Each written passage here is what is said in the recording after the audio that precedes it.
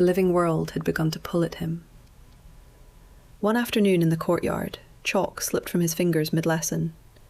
Song Yi-Wen's knees buckled. The boy's neat recitation dissolved into noise. Gongsun Ninth reached him before he struck the stone. He was trembling violently now, breath tearing in and out of him. "It's only a pull," he rasped. "It will ease." It did not. The next wave slammed through him so hard he cried out, not dignified, not restrained, raw. Beyond the gate, the fog thinned. Sunlight pressed faintly through. The world above was no longer whispering. It was claiming. That night he could not lie still. His body arched as if invisible hands were lifting him by the ribs. His pulse hammered so violently she feared it would burst. "Stay," he gasped, clutching her sleeve. "Don't let them. I'm here." Another surge. He convulsed, fingers digging into her arm. "If you stay now," she whispered, voice breaking despite herself, "it will tear your soul loose from your body. You won't wake whole." "I don't care." "You will." He shook his head wildly. "I'd rather shatter here than breathe without you." Her composure shattered. "You selfish man," she choked. "You think I would keep you like this? Watch you rot between worlds just so I'm not alone?" Another violent surge. He collapsed to his knees. The road beyond the gate shone clearly now. Too clearly. The living world was no longer asking. It was taking. She seized his face in both hands. "Song Yi-Wen!" His eyes focused on her. "I love you enough to lose you," she said, fierce through tears. "If you stay, you will not remain whole. If you love me..." He tried to reach for her. "Jionyang, I love you." She caught his hands. "Walk." "I can't." "You can." He screamed as the pull tore through him again. She dragged him to the gate. Wu Hansheng pressed the bundle into his shaking hands. "Go," he said, voice thick, "before she breaks." At the threshold, he tried to turn back. She pushed him. "Go!" He stumbled onto the road. Song Yi-Wen had been walking since noon, bound for the capital to sit the imperial examinations. His bundle was light, his robe dusty, his mind crowded with polished arguments and borrowed wisdom. When the city walls first rose in the far distance, pale against the sinking sun, his heart had lifted in spite of himself. Between him and the gate lay a long, bare hill.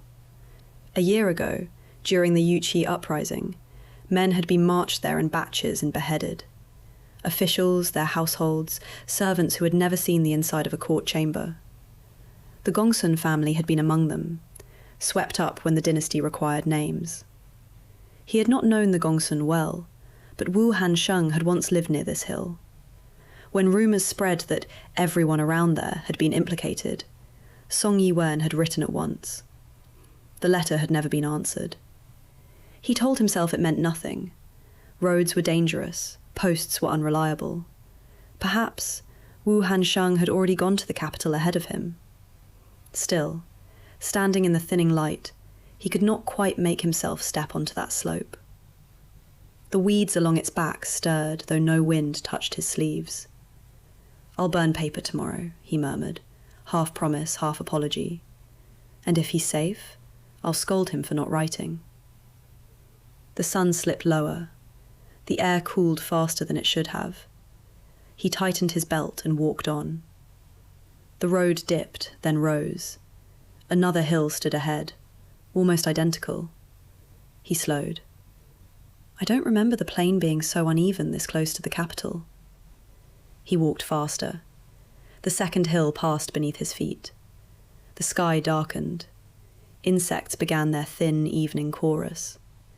When he reached the third hill, the last of the light had gone. He stopped. He was young and hopeful, but not foolish. He knew how far he could walk in an hour. He had seen the capital walls with his own eyes. and yet the road stretched ahead as though it had forgotten where it led. The air cooled too quickly. The weeds leaned toward him, whispering against one another in a direction that did not match the sky. If I keep blundering on, he thought, forcing a small laugh that did not steady him, I'll twist my ankle in a ditch and be found at dawn like a drunk. No farmhouse lights showed, no inn smoke, not even the dull glow of charcoal burners. He turned slowly in place. The hills stood quiet and patient, like backs of sleeping beasts. Then he saw someone walking toward him along the road. A scholar, book bundle, familiar gait. Relief hit him so hard his knees almost weakened. He stepped forward, and the face lifted in the half-light. Wu Hansheng? The other young man's eyes widened. Song Yi-Wen? They both spoke at once, then laughed out loud in disbelief. It was Wu Hansheng. Slightly thinner, perhaps, slightly paler than Song Yi-Wen remembered, but unmistakable. The same straight brows, the same serious eyes that always softened into a smile half a heartbeat late. They grabbed each other's sleeves and talked over each other for a moment, like boys again. What are you doing here? What about you? Why are you out of the city so late? Song Yi-Wen stammered out an explanation. He was on his way to the capital exam. He'd misjudged the distance, and now the darkness had caught him on the road. And you? He asked. Were you coming back from the city? Is your family well? Wu Hansheng's smile flickered and steadied. I was delayed. He gestured vaguely behind him. There were celebrations, processions. The streets were blocked. You know how officials love their own noise. He glanced up at the sky. You can't wander in the dark like this. It's not safe, and there's nowhere decent to lodge between here and the gate. Come stay with me tonight. Song Yi-Wen's first instinct was to refuse. He didn't want to impose, not when they'd just met again. But the memory of those repeating hills and the growing chill on his skin made him swallow his pride. I would be grateful, he said. We can catch up over wine. It's been too long. Too long, Wu Hansheng agreed softly. He turned off the main road onto a narrow path that slanted towards the hillside. The climb was gentle. The darkness pressed close, but some faint light seemed to leak from ahead. As they rounded a bend where the land fell away into a low cliff, the path opened suddenly, and Song Yi-Wen caught his breath. A village lay below them. It was tucked into a shallow bowl between hills, small and self-contained. A handful of tiled roofs, a winding lane, low walls draped with vines. On one side, at the bend of the lane, rose a larger residence, a mansion with curved eaves and red-painted gates, like a county magistrate's old house. What made Song Yi-Wen stop was the light. Every house was lit, every window glowing as if for New Year's Eve. The little mansion at the corner blazed like a lantern. Rows of lamps shone along the eaves. The courtyard beyond the gate was a sea of warmth. From where he stood, he could count dozens of hanging lanterns, each one drifting slightly in the night breeze. He had grown up in the south. He knew what it looked like when a rich household celebrated something. But this... It looks like the palace, he thought involuntarily. Who in the world keeps so many lamps burning every night? As they descended into the village, he saw Wu Hansheng turn naturally towards the mansion gate. You live there? Song Yi-Wen joked, trying to cover his awe. Wu Hansheng, you've done well for yourself. Wu Hansheng laughed and shook his head. No, I only teach the little masters there. My own place is that small house at the back. He pointed to a modest tiled roof behind the mansion, half hidden by trees. Then why are we... Song Yi-Wen began, but he bit back the question. It felt rude to ask why they weren't going to drop his bundle first. They passed through the mansion gate. The outer courtyard opened wide. Light spilled from the inner halls. The stone paving underfoot was swept clean. Even at this hour, the place thrummed with a quiet, soft-footed liveliness. As they walked, music drifted through the columns, the clear, plucked notes of a guozheng. Song Yi-Wen glanced sideways. In a small garden court, under the shadow of a loquat tree, a cluster of women were sitting on low stools. One girl in pale blue was bent over a guozheng, her sleeves falling back from long, slender fingers. The others listened and murmured among themselves. As Song Yi-Wen passed, the girl looked up. She had the kind of face that made the whole courtyard a little brighter. Not stunning like the capital's courtesans, but she carried herself with quiet composure, graceful and unassuming, like an orchid just beginning to bloom. Her eyes curved when she smiled, and that smile, simple, unforced, hit Song Yi-Wen like a cup of hot wine on a winter night. Their gazes met for a heartbeat. She seemed faintly startled to see a stranger. Then she gave him a small, polite nod. Song Yi-Wen, suddenly aware of his dusty robe and sweaty hair, nodded back awkwardly and hurried after Wu Hansheng. Wu Hansheng's rooms were simple, a small house behind the mansion with one main room and a narrow side chamber. He found an extra quilt, laid it on the kang, and insisted Song Yi-Wen take the inner side, away from the draft. They talked until late, catching up, laughing at old exam stories. When Song Yi-Wen finally closed his eyes, the lamps in the mansion were still burning. He slept like a stone. When he woke, the world outside had turned to cotton. Fog pressed against the paper windows, thick and white. When he slid the lattice open a crack, he could barely see the courtyard 5-6 steps away. The sky was a featureless blanket. "You can't go out in this," Wu Hansheng said, bringing in a basin for washing. "You'd walk 2 steps and fall into a ditch. Stay a day, it's no trouble." Song Yi-Wen hesitated. "I don't want to delay you or trouble your hosts." "Trouble?" Wu Hansheng waved a hand. "The madam of the house is kind. We will go pay respects, and then you can help me keep my little devils in order. The fog will lift by tomorrow." Since he had already imposed for one night, to refuse again would have been ungracious. Song Yi-Wen washed, straightened his robe, and followed Wu Hansheng through the mist to the main hall. The madam of the Gongsun household was seated on the main chair, grey hair coiled neatly, a pair of jade pendants at her waist. Her eyes were sharp but warm. Wu Hansheng gone through the introductions.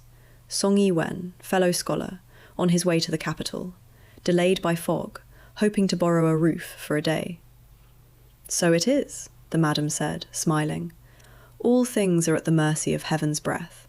Stay as long as you must, young Master Song. This house has always welcomed men of letters." Her voice was gentle, like someone who had once presided over far grander halls and learned to be satisfied with less. Song Yi-Wen bowed deeply, gratitude warming his chest. After breakfast, he accompanied Wu Hansheng to the schoolroom. A row of small boys already sat behind low desks, backs straight, hands folded. They rose together when Wu Hansheng entered, bowed neatly, and sat again at his quiet gesture. Song Yi-Wen had taught village children for food before. He knew the usual shuffle and rustle, the poking each other with brushes, the whispering when backs were turned. These children did none of that. They sat like little carved figures, eyes on the text, not a whisper among them. When Wu Hansheng asked questions, they answered in clear, even voices. There was no sulking, no pouting, no mischief. "They're very well behaved," Song Yi-Wen thought, almost too well behaved. He pushed the feeling away and focused on the lesson. By the time the midday meal was finished and the boys dismissed, the fog outside the schoolroom windows had thinned slightly, but not enough to show the road down the hill. The village beyond the mansion walls was still a smudge of white. Song Yi-Wen found his gaze wandering. "I should ask if I can stay another night," he thought, then immediately felt guilty. "I've already eaten their rice, used their lamp oil." Wu Hansheng watched him struggle with himself and smiled. "Stay until the sky is clear," he said quietly. "It's not often we have guests. The madam will be pleased to have another young face at the table." Song Yi-Wen's ears warmed. "In that case, I'll rely on your kindness one more night." That afternoon, as they walked back through the garden courtyard, Song Yi-Wen noticed the guzheng from last night still sitting out under the eaves, its strings beaded with moisture. Drops of moisture clung to the strings. The guzheng rested beneath the eaves. Its strings glistened with moisture. "If it remains in this damp," Song Yi-Wen said instinctively, "the soundboard will swell." "I'll have it brought in," Wu Hansheng replied, and stepped away. Song Yi-Wen remained seated on the stone bench. The air felt soft. He touched the strings lightly. The first note rose clearer than it should have in such air. Sharp, bright, cutting cleanly through the fog as if the mist itself parted for it. By the third measure, he realized he was not alone. Servants had gathered at the edge of the courtyard, listening silently, smiling. And there a pair of young ladies appeared under the loquat tree. One of them was the guzheng girl from the night before. This time she did not look surprised. She listened. She smiled when their eyes met. Song Yi-Wen's hands almost slipped on the strings. Wu Hansheng returned with a servant just as he was finishing the piece. The little audience sighed when the last note faded. "Don't stop on our account," the girl in blue said. She stepped forward. "I am the 9th Miss of the Gongsun family," she said, voice light as wind on water. "Everyone calls me June Young. That was a lovely tune, young Master Song. No wonder the fog won't leave. You've charmed it into staying." Song Yi-Wen managed a bow without tripping over the guzheng. "I only borrowed your instrument without asking," he said. "I hope I haven't offended, Lady Gongsun." "Offended?" Her smile widened. "You've woken up a courtyard that's been half asleep for far too long." Her sisters called her away. Her maid tugged at her sleeve. Still, she lingered long enough to ask him where he was from, how many siblings he had, whether the south was really as rainy as the poems said. "I'm from Jiangnan," he answered. "One elder brother, 2 younger sisters." After that, the fog could have swallowed the entire capital, and Song Yi-Wen might not have noticed.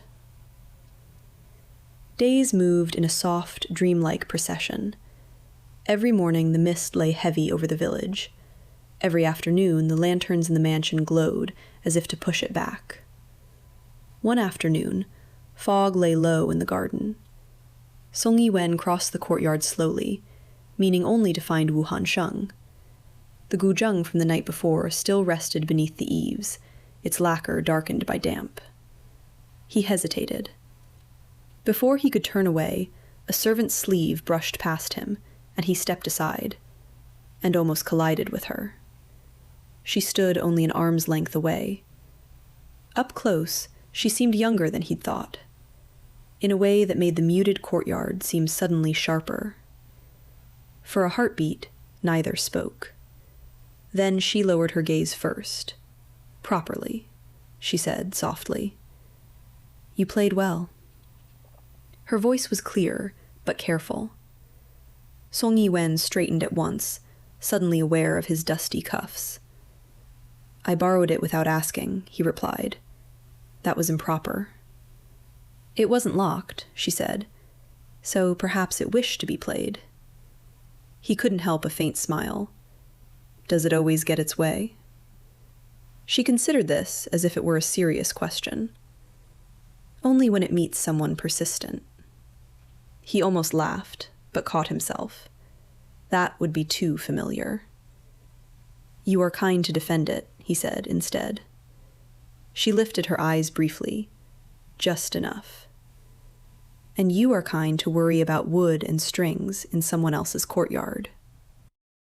Just a soft exchange that lingered longer than it should have. From across the garden, Wu Hansheng called his name. The moment thinned. She stepped back.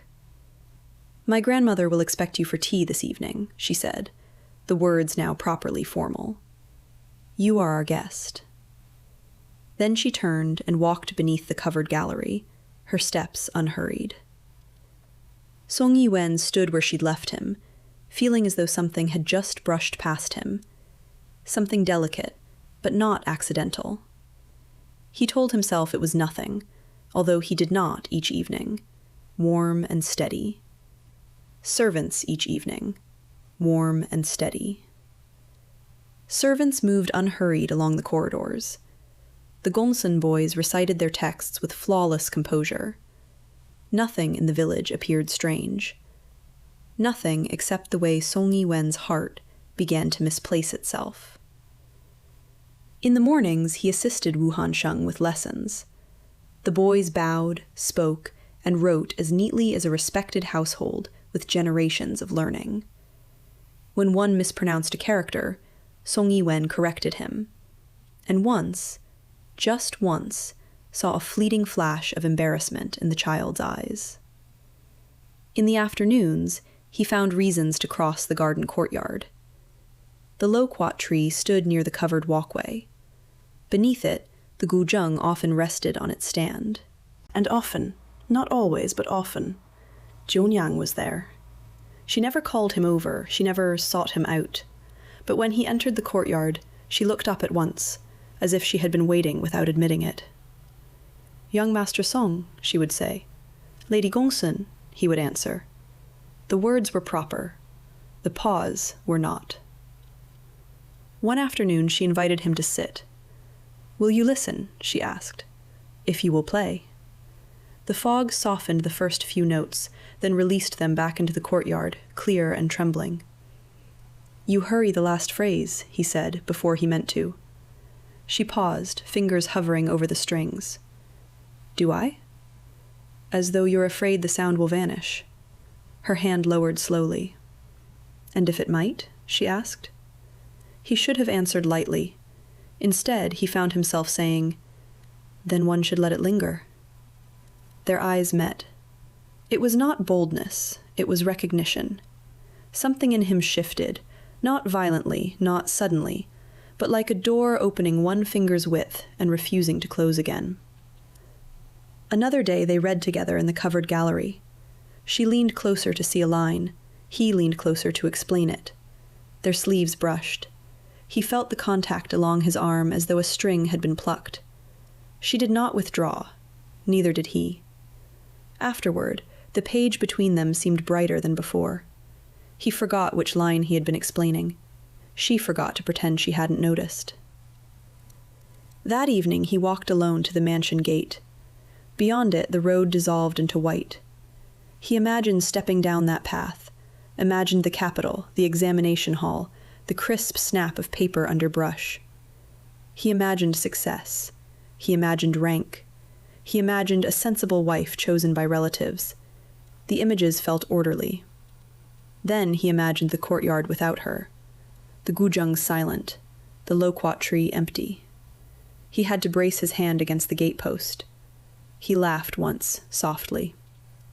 "This is foolishness," he told himself. But his pulse did not slow. Behind him, somewhere within the fog, a faint note of music rose and fell. He did not turn around, because he already knew. When Wu Hansheng found him there, Song Yi-Wen did not hide it. "Ha-sheng," he said quietly, "I believe I have entangled myself." Wu Hansheng regarded him for a long moment. "Yes," he said at last, "you have." The next day the fog was no lighter. Song Yi-Wen's heart pounded so violently through the morning lessons that he miscopied a line from the Analects, earning puzzled looks from the usually perfect boys. He laughed it off, sent them out to copy characters, and scolded himself. "It's only tea," he thought. "Only an answer. Even if she refuses, you will still breathe."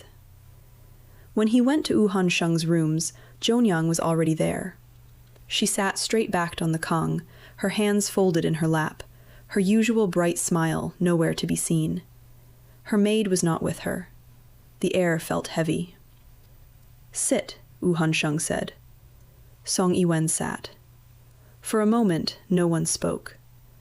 Then Wu Hansheng poured tea with a care that felt like farewell. Yi-Wen, he said quietly, do you know where you are? Song Yi-Wen blinked. In the village, he said. In the hills outside the capital. At least, that's what you told me. And before that? Wu Hansheng asked. Where were you before you met me on the road? On the road to the capital, Song Yi-Wen said slowly. Walking past the mass graves from the Yu-Chi case, I was thinking of you. I meant to burn paper for the wronged dead. He looked from one face to the other. Why are you asking me this? Wu Hansheng set the teapot down. This is not a village in the living world, he said. This is a spirit village, an underworld settlement for those who died in the Yu-Chi disaster. He did not raise his voice, but the words fell like stones. Song Yi-Wen stared at him. The floor swayed.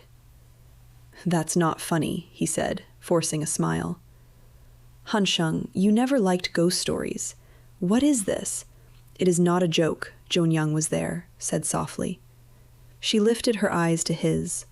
The sorrow behind them was like an old bruise. We are all dead here, young Master Song, she said. Every servant, every child, every grandmother Gongsun was there. I died the year before last. So did my parents, my brothers, my sisters. We were all taken in the night and removed. Her hand moved reflexively to her throat, then dropped. My father was accused of treason, she went on. He had served the former court. He had the wrong friends. That was enough. Zhongyang lowered her eyes, fingers tightening slightly on her sleeve. It was not only the uprising, she said quietly. If it had been just rebels and soldiers killing each other, we would have nothing to say. She glanced once at Wu Hansheng. He nodded for her to go on. You remember my father, Zhongyang said. Prime Minister Gongsun, who stood at court for so many years. He only just resigned and returned home last spring, hoping to spend his last days in peace. Song Yi-Wen nodded. He had heard that much in passing. Then the Yu-Chi rebellion broke out, Zhongyang said.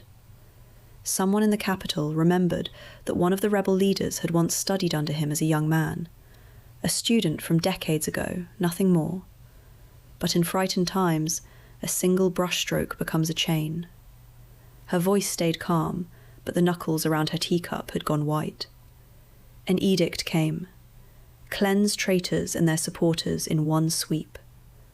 Someone who hated my father claimed he was sheltering rebels on this hill, that he meant to raise his own banner while the court was blind with panic. The magistrate here did not dare question it. To show his loyalty, he circled our whole valley on the map and wrote one phrase over it. Rebel nest. Wu Hansheng gave a short, dry laugh. The old master could barely lift a teapot, he said, but on paper he became a great conspirator. They came at night, Zhongyang continued. Armour, torches, blades. They dragged my brothers out first, tied their hands, made them kneel. Father asked to see the edict. The bailiff said, "The edict is in my mouth," and read the charges like a poem he enjoyed reciting. The villagers were told to hand over anyone who had ever spoken a kind word about the Yu-Chi men, anyone who let a stranger stay a night in the shed, anyone who carried a bowl of rice too far from his own doorstep. To save themselves, they pointed at each other. In the end, it did not matter. It was easier to kill everyone on the hill than to check who was who. She paused. The men and older boys were cut down on the slope you walk today, she said. The women and small children, they used ropes. The court does not like too much blood in the reports. Silence spread across the little room. The lamplight seemed to dim. I came back too late, Wu Hansheng said quietly. By the time I reached the village, there was only smoke and a ditch. I buried what I could, The fever took me not long after. When I opened my eyes again, I was already here. Looked up at Song Yi-Wen. Her gaze was clear, but there was a tiredness in it that no sleep could cure. The court has us written down as rebels' kin, she said. On the living side, we are traitors. Here, we are just people who remember. If we stop telling it to each other, even that will be gone. She smiled, but her lips trembled. When I met you in the garden, I thought, he looks like someone who has not yet been disappointed by the world. I liked that very much. Perhaps too much. Song Yi-Wen's ears roared. He remembered the endlessly repeating hills, the village that appeared out of nowhere. Everyone smiled with a trace of sadness at the edges. The way the lanterns never seemed to burn out, no matter how late he stayed in the courtyard. Then he swallowed. I am dead too? No, Wu Hansheng said quickly. Your body is still in the world above. You walked past the mass graves at dusk, thinking of the wronged dead. You remembered me. He gave a faint, self-mocking smile. You have always been soft-hearted, Yi-Wen. The veil between worlds was thin that night. You stepped through without knowing, and came to this side of the hill. That is all. Song Yi-Wen pressed his palms to his knees to steady them. If I am not dead, he said slowly, then I can go back? You can, Wu Hansheng said. The path is open to you. You have not eaten our food too long. You have not yet drunk the broth of oblivion. Zhonyang's hands tightened in her sleeves. If you walk down the road now, Wu Hansheng said, looking him in the eye, the fog will clear. You will see the city walls. In a few years, you may pass your examination, marry some sensible girl from a good family, live to a grey old age. Your name may even appear in textbooks one day. He paused. Or, he added quietly, you may stay. No one moved. Song Yi-Wen forced himself to look at Zhonyang. And you? He asked hoarsely. Can you leave this place? She shook her head. My bones lie in the mass pit near the hill, she said. We were not given coffins. Only the crows know exactly where I ended up. Until someone finds and buries me properly, I belong to this ground. Her smile now was as fragile as paper. If you stay, you will grow used to our ways, she said. You will forget you ever had a body that could catch cold. We will have more time, until your lifespan above runs out, perhaps. Then you will truly be one of us. She looked as if she wanted to reach for his sleeve and did not dare. I do not think that is fair to you, she whispered. Song Yi-Wen's throat hurt. I need to think, he said. He stood abruptly, nearly upsetting the tea tray, and stumbled out into the thick white air. No one tried to stop him. Servants he passed in the courtyard gave him small, sorrowful smiles. He did not look back. He made it all the way to the mansion gate before his legs gave out. The stone steps were cold under him. Fog clung to the carved beasts on the gate posts. Beyond the gate, he could just make out the pale ribbon of the road. If I go now, he thought, I can still make the exam. I can still live. I will wake in some ruined temple, tell myself it was a strange dream, and grow old with the memory fading at the edges. The thought made his chest ache. Each time he pictured his feet stepping onto that road, he saw Zhonyang's face behind his eyelids, that first bright smile in the courtyard, the way she had looked tonight when she said, We are all dead here. He thought of the Gongsun boys, sitting too straight at their desks. He thought of the madam's calm eyes. He thought of Wu Hansheng, who had already chosen to stay, out of loyalty to a ruined clan. Something tugged inside him, like a thread tied to the hill itself. He sat for a long time, staring down at the road he could not quite bring himself to take. Finally, he exhaled. "I'll stay," he said aloud, to the fog, to the gate, to his own stubborn heart. Just a little longer. The fog at the bottom of the road stirred, as if something in it had listened and approved. He rose, turned back towards the mansion, and walked in.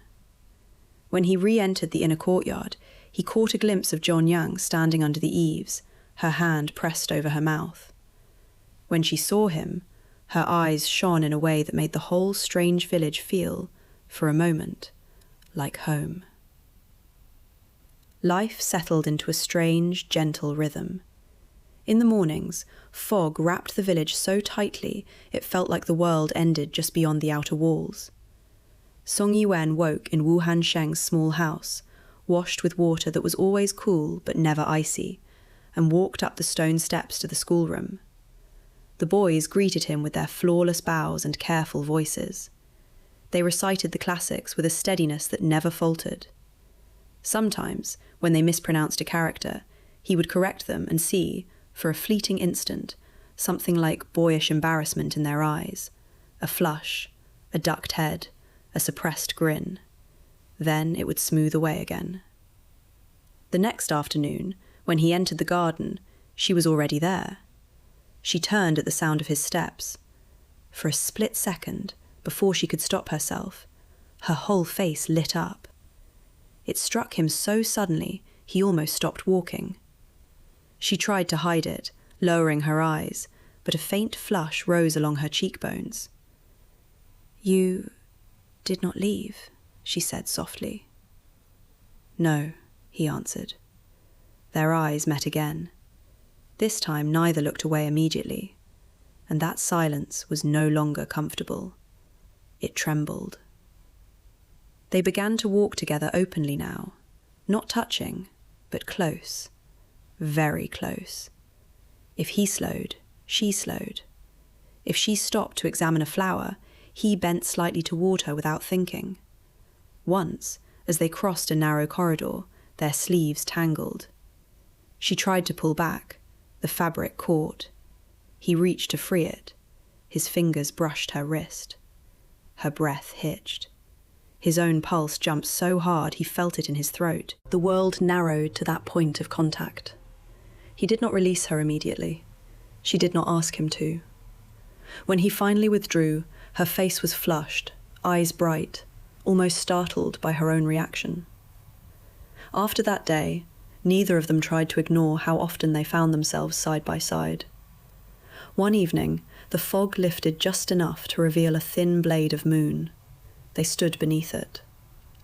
"It's thinner tonight," she said.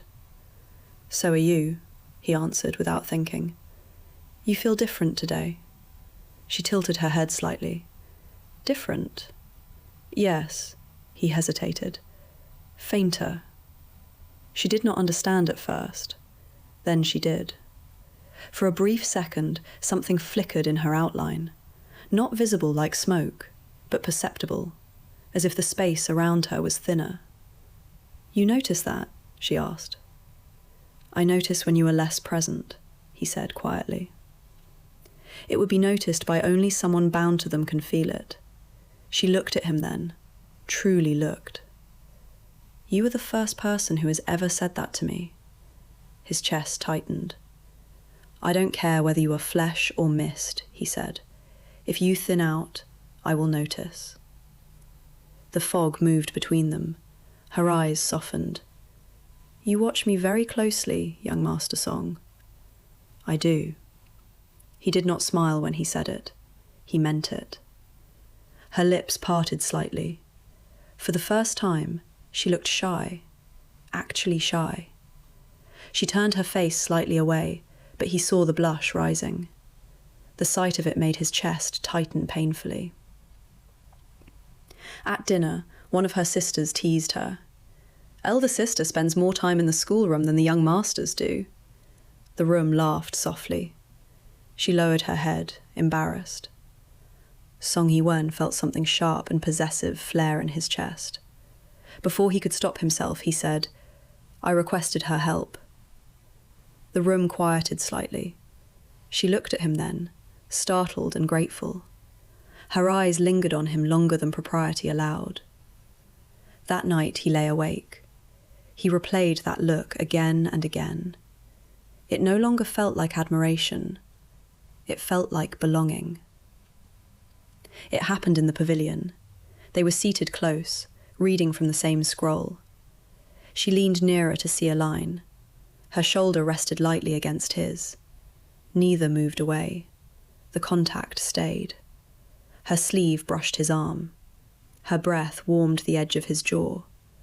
He could feel the faint tremor in her fingers as she held the paper. "Jongyang," he said quietly. She did not answer. She was very aware of how close they were. "If I left," he said, voice lower than before, "would you forget me?" Her hand tightened on the scroll. "No." The word came immediately, too quickly. They both heard it. "I would remember you," she corrected, trying to steady her voice. He turned toward her fully now. "And if I stayed?" Her eyes lifted.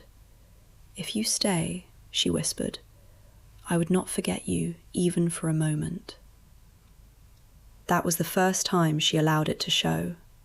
Love, clear and visible. His breath left him slowly. Something inside him settled into certainty. He reached out, hesitated, then gently took her hand.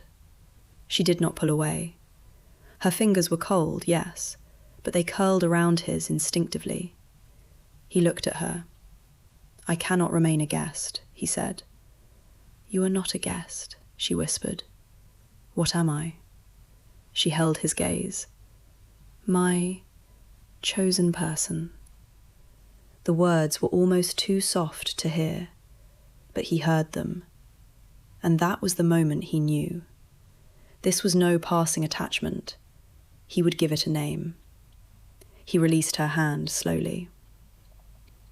That evening he went to Wu Hansheng. "Hansheng," he said, voice steady but eyes burning. "I want to marry her."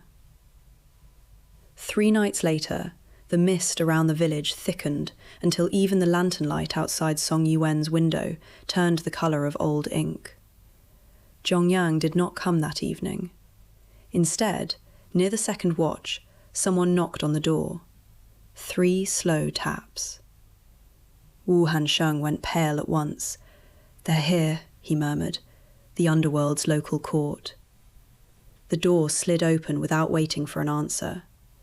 A man stepped in wearing a short, dark robe, the kind minor clerks in Yamen liked. Plain, neat, not a thread out of place. He held a bamboo slipcase under one arm. At his waist hung a narrow tablet carved with the character Yin, so thin you could almost see light through it. Everything about him was small and correct, like a careful line of small characters on the edge of a scroll.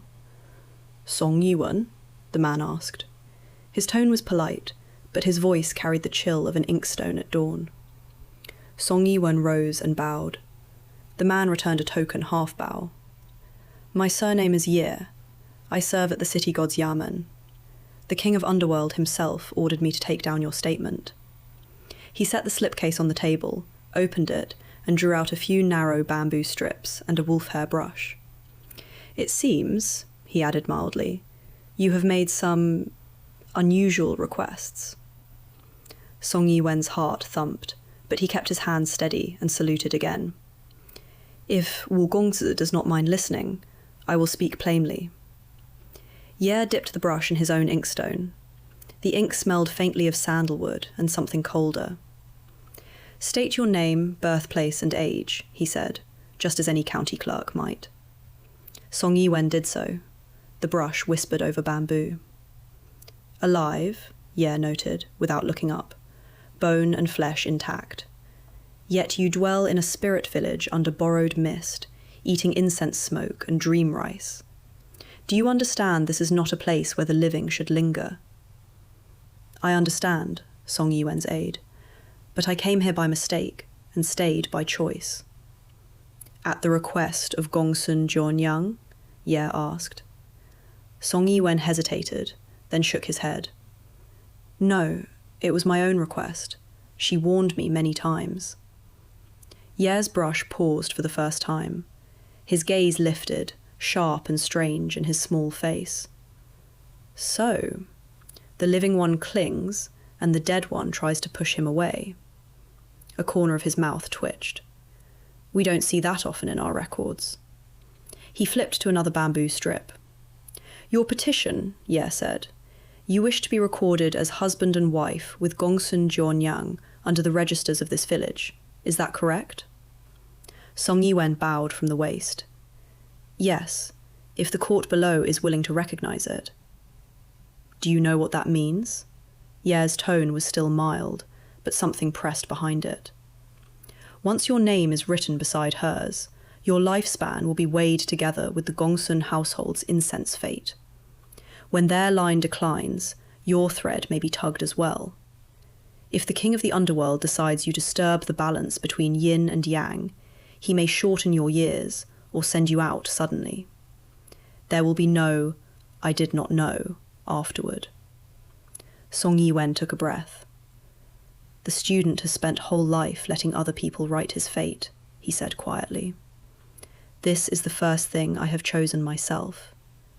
If the price is shorter years, then let them be tied to her courtyard instead of some inn in the capital. Wu Hansheng made a small, strangled sound behind him. Standing very still near the door, lowered her eyes, her fingers clenched tight in her sleeve. Ye watched Song Yi-Wen for a long moment, as if weighing him the way one weighs grain on a scale.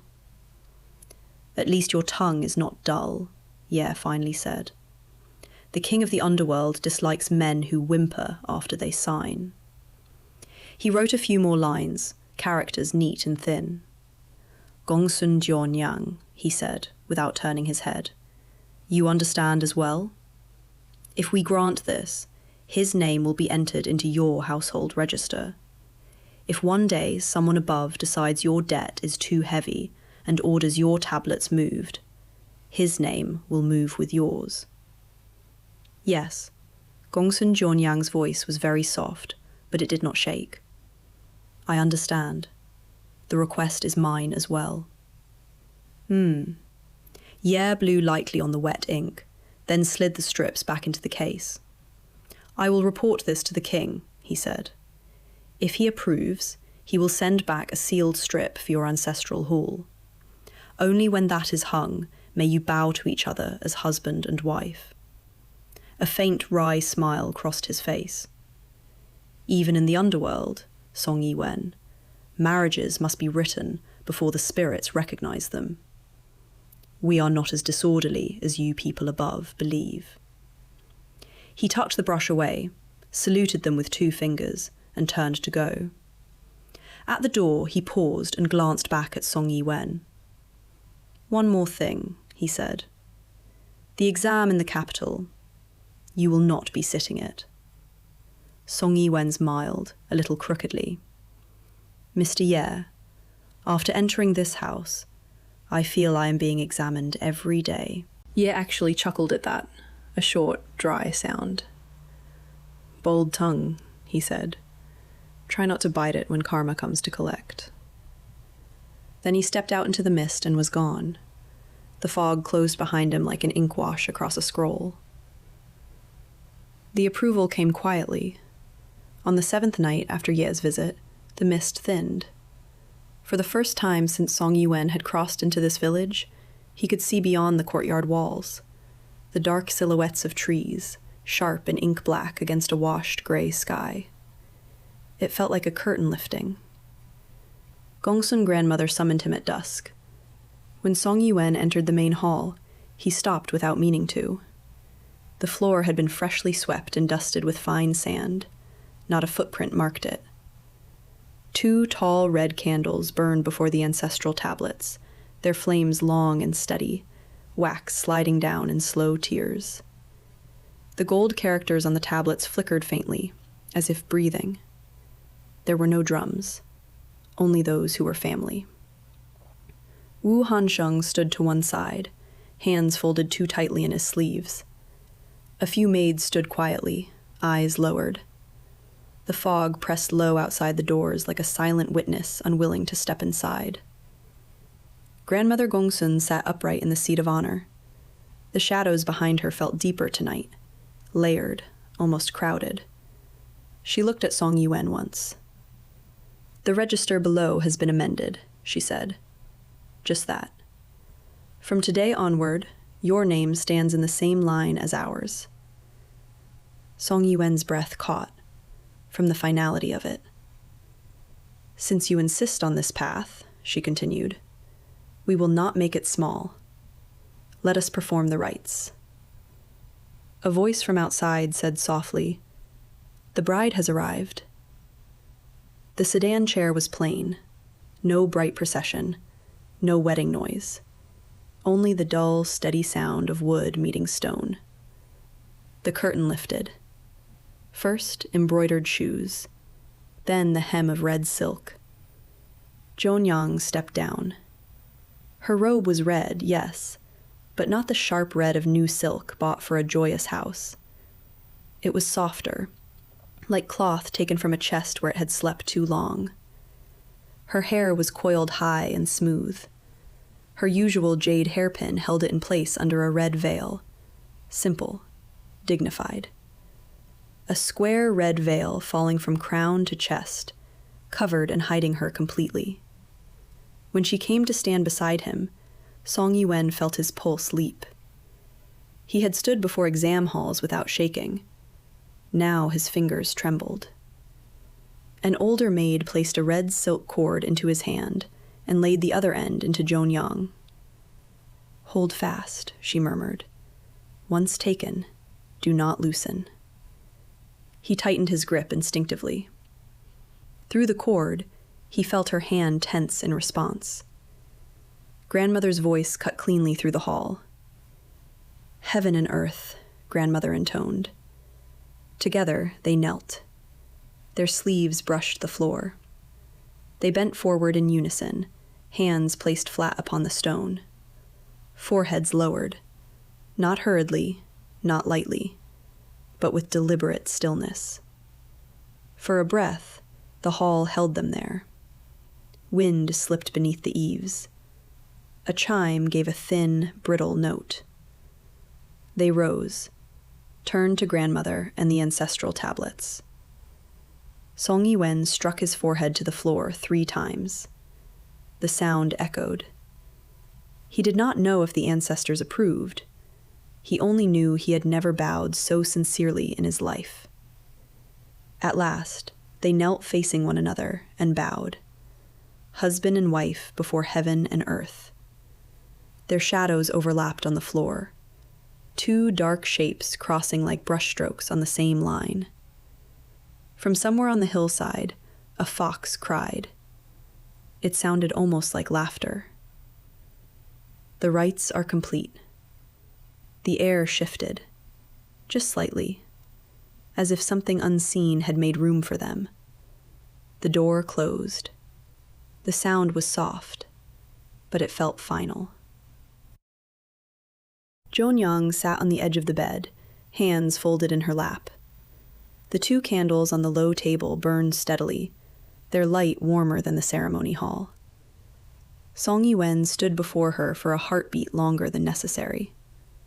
Then he stepped forward. His fingers trembled only once before he reached for the veil and lifted it, slowly. The red silk slipped back. Her face rose into candlelight. She was not smiling. Her eyes were already wet, not with tears falling, but with something held back too tightly. For a moment, neither spoke. He had imagined this moment 100 times in the fog. He had never imagined it would feel like this, sharp and soft at the same time. "You look," he began. He stopped. There were no clever scholar words for this. Something in his chest gave way. He turned quickly to the table, perhaps to steady himself. Under the tray cover lay 2 small cups and a squat wine pot. He poured. The wine trembled in the cup, this time clearly because of his hand. He passed one to her. Their fingers touched. She did not pull back. "For the days we have," he said, voice low, rougher now, whether written above or below. She held his gaze. "For the days we have," she replied, and now her voice trembled openly. "However long heaven allows us to steal them." They crossed arms, drank. The room felt smaller after the wine, not because the walls had moved, but because the distance between them had. The candlelight softened Yonyang's features, catching at the curve of her cheek, the faint sheen along her lashes. There was no playful composure now, no teasing brightness, only something raw and very real. "You don't look frightened," she said quietly. "I am," he admitted. She blinked. "You are?" "I have never married before," he said, and then, softer, "and I have never loved before." The words seemed to strike her harder than any bold declaration. He shifted closer, slowly, as if approaching something sacred rather than something fragile. "I thought the examination hall would be the most terrifying place in my life," he continued, voice low. "But kneeling beside you tonight, knowing that when I leave this world I will not be leaving you, that frightens me more." "Then why did you do it?" she asked, almost fiercely. He reached for her. He drew her into his arms the way someone gathers something precious before the wind can steal it. She stiffened for the smallest instant, in surprise, and then she melted against him, hands fisting in the fabric at his back.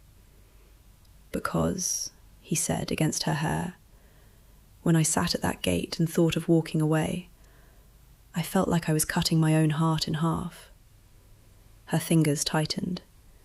"You foolish man," she whispered. "Yes," he agreed. He tilted his head back just enough to look at her. "I'm staying because when you look at me, it feels like I have already been chosen." Her eyes filled before she could stop them. Quiet tears slid down her cheeks in the candlelight.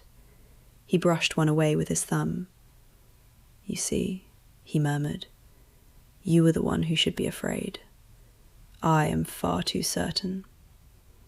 She gave a trembling half laugh. "When you said husband, I thought I misheard you." He pressed his forehead to hers. "You didn't."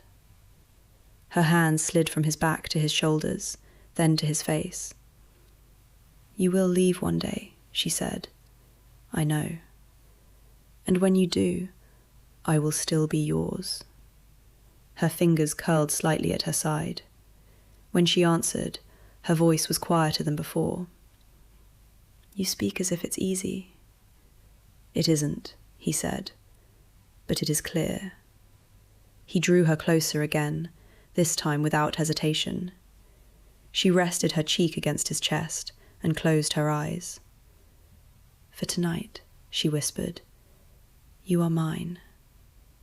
"For tonight," he answered, tightening his arms around her, "and for whatever nights the ledgers allow." The candles burned lower. Outside, the fox cried again.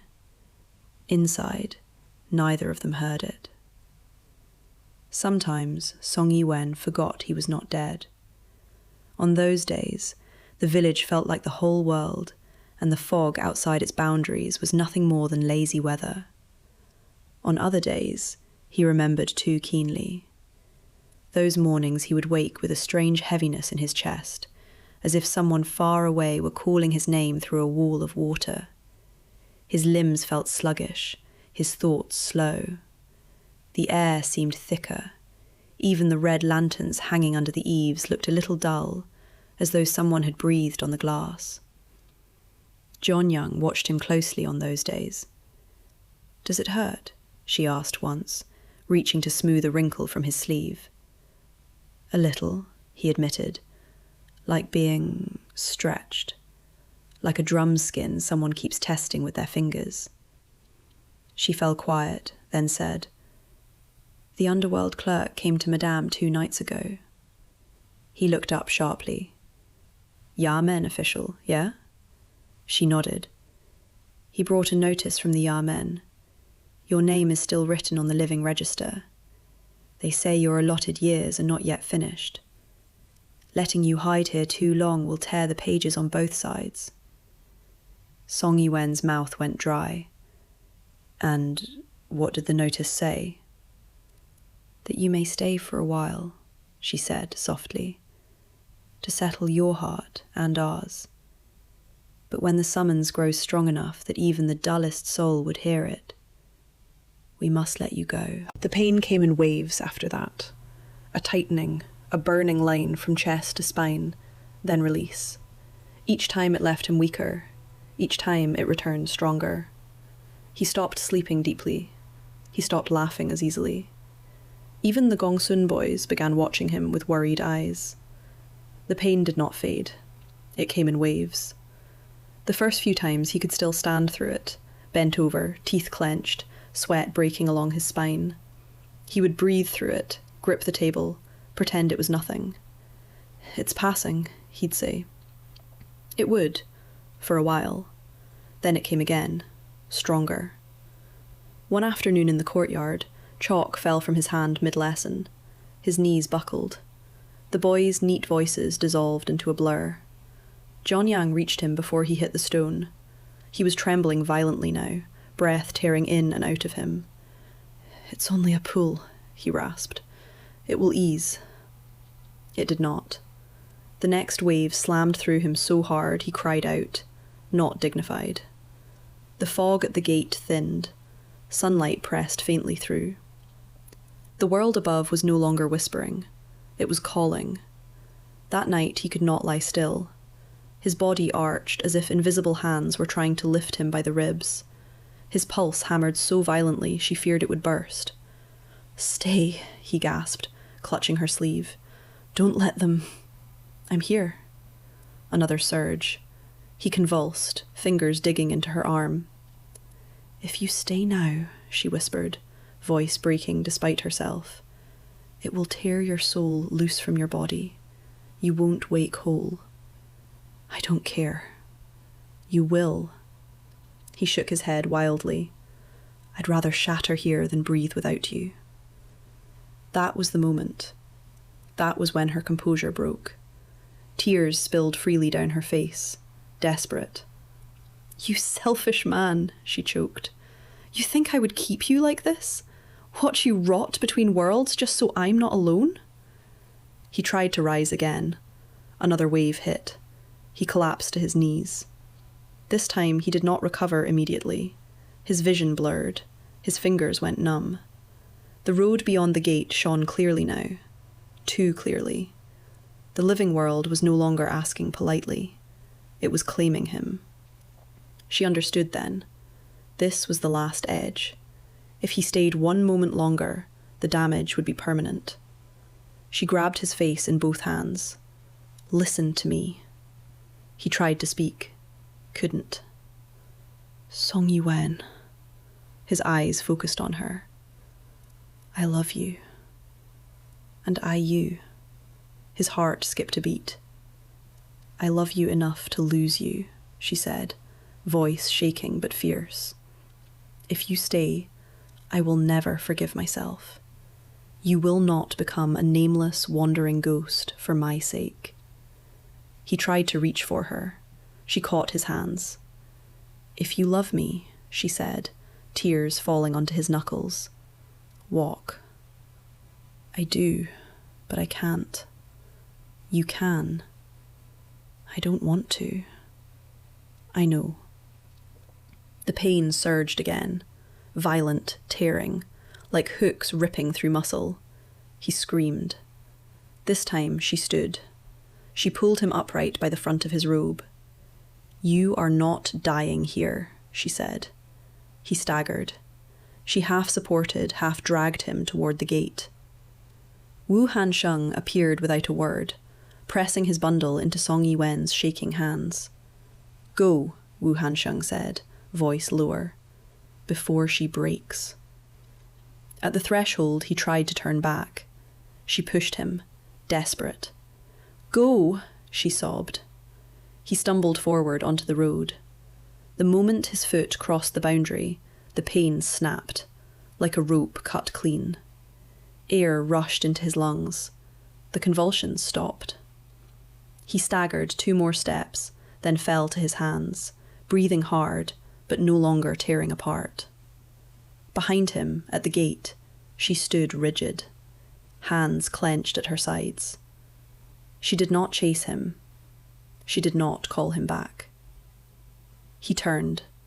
The fog was already thickening behind her. Her face was pale, eyes shining but steady. He took 1 step back toward her. The pain stabbed again, sharp warning. She shook her head. "No," she said, face wet. Their voices were steady now, which made it worse. "I'll come back," he said hoarsely. "You will. I won't forget. I know. If I write your name, write it beautifully." His throat closed. He took another step backward. The fog rose between them.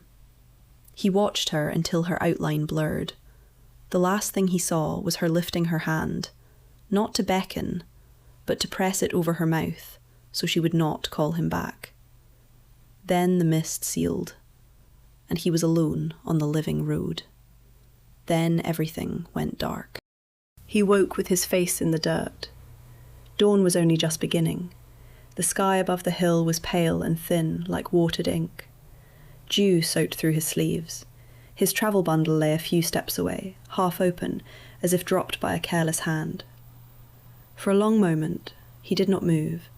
The hill rose beside him, bare, weedy, wind-scoured. No mansion, no lanterns, no fog-draped village tucked between slopes. Only a wide, ugly scar of disturbed earth near the crest. The mass grave. His heart stuttered. "It was a dream," he whispered hoarsely. He pushed himself upright. His limbs ached as if he had been ill for days. His chest felt hollowed out. "A fever dream," he told himself. "I slept in the grass, that's all." He staggered toward his bundle and knelt to gather his things. Something small glinted in the dirt near his knee. He froze. It was half buried in dust and dew, pale green, clouded at one edge. He reached for it slowly. A broken jade hairpin. The break was jagged, clean through the middle, as if snapped by force. The surface still held the faint warmth of a body that had worn it. He knew the curve of it. He had seen it gleam in candlelight the night she stood before him in red. He had seen it gleam in lantern light when he first saw her. His hand began to shake. "No, no," he breathed. His thumb traced the carved edge. He could see the tiny notch near the base, one he remembered teasing her about when she said it had chipped during a childhood fall. This was no trinket from a market stall. This was hers. The world tilted. He pressed the broken jade to his chest, and something inside him tore open for the second time. It had not been a dream. He had held her. She had kissed him. She had pushed him through the gate with tears in her eyes. He bowed forward, both hands in the dirt, shoulders shaking without sound. For a long time he stayed like that, kneeling at the edge of the mass grave while mourning widened around him. When he finally lifted his head, his face was streaked with mud and dew and tears. "I promised," he said. His voice was raw. It did not tremble now. He rose. The mass grave was not hard to find up close. The ground sank slightly at its centre, as if still settling. Wild grass had begun to grow in stubborn patches. Crows watched from a distance. He set his bundle down and began to dig. He had no shovel, only his travelling knife and his hands. The earth was damp and heavy. It packed under his nails. He scraped until his fingers split. When his blade struck bone, he stopped and whispered apologies. "There is no one left to bury you properly," he murmured. "Forgive me." He gathered what he could, lighter bones he believed belonged to women, smaller ones that must have been children, and beside one cluster, half buried in soil, a fragment of red silk thread. He closed his eyes once, steadying himself. He carried them a short distance away, to a gentler slope where the earth was firmer and less scarred. There he dug again, deeper this time, careful. He wrapped the bones in spare cloth from his bundle, hands reverent despite their trembling. He laid them into the earth, as if laying a body to rest in a proper bed. Then he packed the soil down slowly, smoothing it with both palms. He found a flat stone on the hillside. It took him a long time to carve. His knife slipped more than once. The characters were uneven, but he carved them anyway. When he was done, the stone read, "Gongsun Ninth, my wife." And below, smaller, "and all who shared her fate." He set the stone upright at the head of the mound. The wind shifted. For a moment, the hilltop grew very still. The crows fell silent. The thin morning mist parted just enough for a single shaft of sunlight to fall across the stone. The carved characters caught the light. Then, very faintly, he heard the pluck of a single jurjung string. Clear, soft, certain. The note lingered in the air like the curve of a smile. Song Yi-Wen closed his eyes. "I hear you," he whispered. When he opened them again, the hill was only a hill, the grave only earth and stone, but something in his chest felt steadier. He lifted his bundle. At the crest of the hill, he paused and looked back once. The new stone stood quiet and dignified against the pale sky.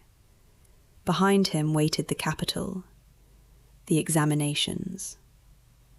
When he heard gurjung music in distant courtyards, he would pause. When someone spoke lightly of rebels' kin and cleansing, he would remember names. Half his heart would remain on that hill. He adjusted his bundle. His fingers rested briefly on the jade pin, holding the hairpin at his chest as if holding her, and walked down the hill toward the living world, carrying her with him.